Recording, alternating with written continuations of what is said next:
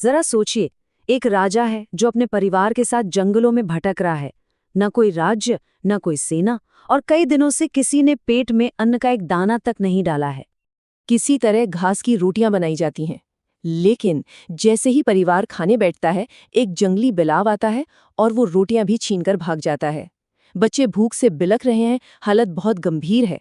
और सुनिए, ये कोई मनगढ़ंत कहानी नहीं, ये इतिहास की एक सच्ची घटना है।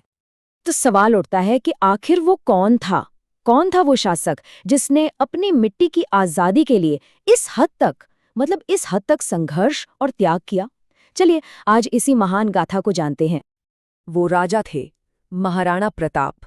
जी हाँ, एक ऐसा नाम जो आज भी त्याग, बलिदान, कभी न खत्म होने वाले संघर्ष और स्वतंत्रता की रक्षा का सबसे बड़ा प्रतीक है। उन्होंने अपने उसूलों के लिए, अपने जीवन मूल्यों के लिए अपना सब कुछ, सचमुच सब कुछ दांव पर लगा दिया। देखिए, महाराणा प्रताप का ये मजबूत चरित्र यूं ही नहीं बना था।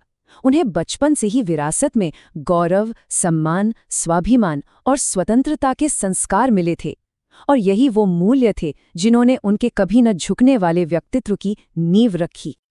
अच्छा, अब जरा उस दौर में चलते हैं। ये बात है 16वीं सदी के भारत की। सोचिए, एक तरफ मुगल साम्राज्य अपने चरम पर था, पूरे भारत में फैल रहा था, और वहीं दूसरी तरफ एक छोटा सा राज्य मेवाड़ अपनी आजादी के लिए टकराने को तैयार खड़ा था। तो यहाँ ना दो बिल्कुल अलग इरादों का, दो संकल्पों का सीधा सीधा टकराव था। एक तरफ थे सम्राट अकबर, जिनका सपना था पूरे भारत पर एक छत्र राज करना, और दूसरी तरफ थे महाराणा प्रताप, जिनका सिर्फ और सिर्फ एक ही लक्ष्य था, अपने मेवाड़ की स्वतंत्रता को बचाए रखना। जब 1572 में महाराणा प्रताप गद्दी पर बैठे, तो उन्हें कोई फूलों का ताज नहीं मिला था, उन्हें मिला था कांटों का ताज। मेवाड़ की राजधानी चित्तौड़ समेत राज्य का एक बहुत बड़ा हिस्सा पहले ही मुगलों के कब्जे में जा चुका था। चुनौती बहुत बहुत बड़ी थी। और इसी टकराव का नतीजा था भारतीय इतिहास का वो महासंग्राम जिसे हम सब आज भी याद करते हैं, हल्दी घाटी का युद्ध। एक ऐसा युद्ध जिसमें हालात पूरी तरह से, हर तरह से प्रताप के खिलाफ थे।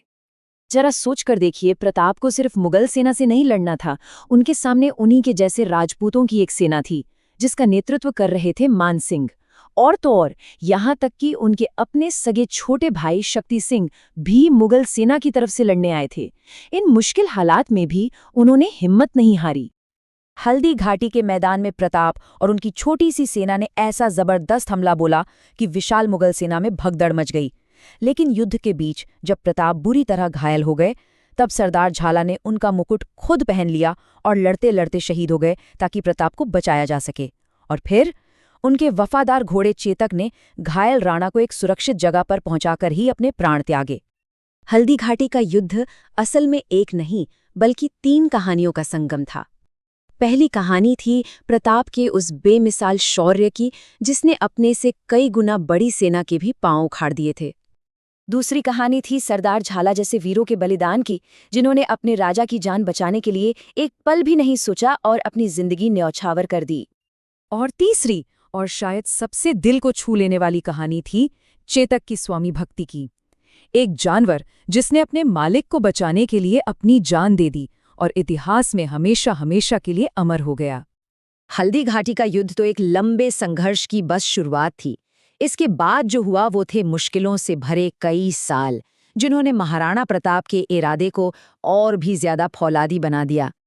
एक एक करके उनके सारे किले हाथ से चले गए। उन्हें अपने परिवार के साथ अरावली की पहाड़ियों में भटकना पड़ा। कई बार तो जंगली फल खाकर ही गुजारा करना पड़ता था। याद है आपको वो जंगली बिलाव वाली कहानी? वो इसी मुश्किल दौर की सच्चाई थी। लेकिन इतनी मुश्किलों के बाद भी प्रताप टूटे नहीं। उनका संकल्प और मजबूत हो गया। उन्होंने प्रतिज्ञा ली कि जब तक चित्तौड़ वापस नहीं जीत लेते, तब तक पत्तल पर खाना खाएंगे और जमीन पर सोएंगे। ये सिर्फ एक कसम नहीं थी, ये उनके अटूट स्वाभिमान की मिसाल थी। तो चलिए अब देखते हैं कि इस प्रतिज्ञा ने, इस जबरदस्त इरादे ने कैसे एक नई रणनीति को जन्म दिया और कैसे मेवाड़ की वापसी का रास्ता तैयार हुआ। प्रताप समझ गए थे कि आमने सामने की लड़ाई अब मुश्किल है, तो उन्होंने अपनी युद्ध नीति को पूरी तरह बदल दिया। उन्होंने अपनाया छापामार युद्ध, यानी गुरिल्ला वॉरफेयर। वो मुगल सेना के रास्तों पर उनकी टुकड़ियों पर अचानक हमला करते और उन्हें भारी नुकसान पहुंचा के गायब हो जाते। इस नई रणनीति का असर कमाल का हुआ। मुगल सेना के पैर उखड़ने लगे और देखते ही देखते धीरे धीरे महाराणा प्रताप ने चित्तौड़, अजमेर और मांडलगढ़ को छोड़कर लगभग पूरे मेवाड़ को मुगलों के कब्जे से आज़ाद करा लिया। 20 साल से भी ज्यादा के इस अथक संघर्ष के बाद महाराणा प्रताप ने एक ऐसी विरासत छोड़ी जो आज भी हम सब के लिए प्रेरणा का एक बहुत बड़ा स्रोत है। सोचिए, अपने अंतिम समय में भी उन्हें अपनी चिंता नहीं थी। चिंता थी तो मेवाड़ की। उन्हें ये डर सता रहा था कि उनके बेटे अमर सिंह, जो सुख सुविधाओं में पले बड़े हैं, वो इस मुश्किल संघर्ष को शायद जारी नहीं रख पाएंगे। तब उन्होंने अपने सरदारों से वचन लिया कि वो मेवाड़ की आज़ादी के लिए अपनी आखिरी सांस तक लड़ते रहेंगे, और ये वचन लेने के बाद ही उन्होंने शांति से अपने प्राण त्यागे। उनकी ये गाथा सिर्फ भारत तक ही सीमित नहीं रही। एक बहुत प्रसिद्ध ब्रिटिश इतिहासकार हुए कर्नल टॉड, उन्होंने भी प्रताप के शौर्य को सलाम करते हुए लिखा कि अरावली की पहाड़ियों में एक भी घाटी ऐसी नहीं है जो राणा प्रताप के किसी महान काम से पवित्र न हुई हो। तो महाराणा प्रताप की ये पूरी कहानी हमें एक बहुत गहरे सवाल के साथ छोड़ जाती है कि आखिर कैसे किसी एक इंसान का मजबूत इरादा और अपने उसूलों पर टिके रहने की हिम्मत हर तरह के मुश्किल हालात के बावजूद इतिहास का रुख मोड़ सकती है।